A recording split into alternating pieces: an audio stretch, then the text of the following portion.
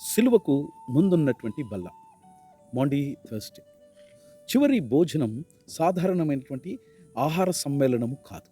అది నిత్యకాలపు సరిహద్దు. సిలువకు ముందు రాత్రి యేసు తన శిష్యులపై గృహమున ఉన్నటువంటి మేడ గదిలోనికి వారి సమకూర్చబడిరి. అశ్వసార్థము కాదు, ఒడంబడికడకై ఇట్టి సమ్మేళనము జరిగెను. అది పస్కా భోజనం. ఐగుప్తు బంధనము నుండి విమోచనము గావింపబడినటువంటి స్మరణ. కానీ ఆ రాత్రి యేసు చరిత్రను తిరిగి నిర్వచించాడు. ఆయన రొట్టెను తీసుకుని విరిచి వారితో సెలవిచ్చిన మాట, ఇది నా శరీరం.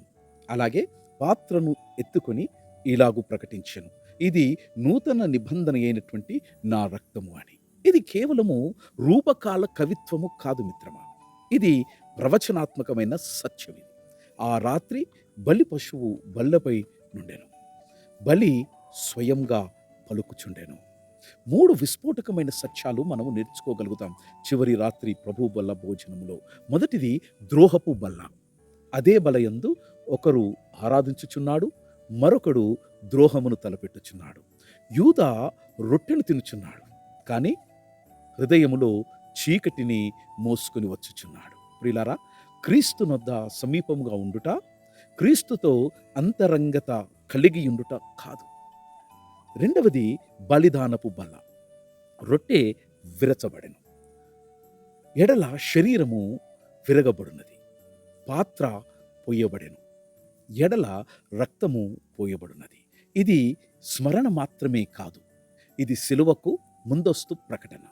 చివరి భోజనము ప్రకటించుచున్నది, కల్వరిలో జరిగేదియు ఆత్మీయంగా ఇది వరకు సమర్పింపబడెను.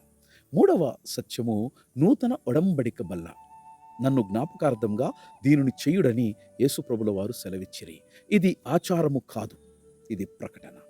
ప్రతిసారి మనము పరిశుద్ధ సమాభాక్త్వములో పాల్గొన్నప్పుడు ఆయన మరణమును ప్రకటించుచున్నాం, ఆయన కృపలో పాలు పంచుకొనుచున్నాం, ఆయన రాకడ కొరకు ఎదురు చూస్తూ ఉన్నాం. ఈ పరిశుద్ధమైనటువంటి సమాభాక్తపు బల్ల ఈ దినము కూడా సిద్ధముగా ఉన్నది.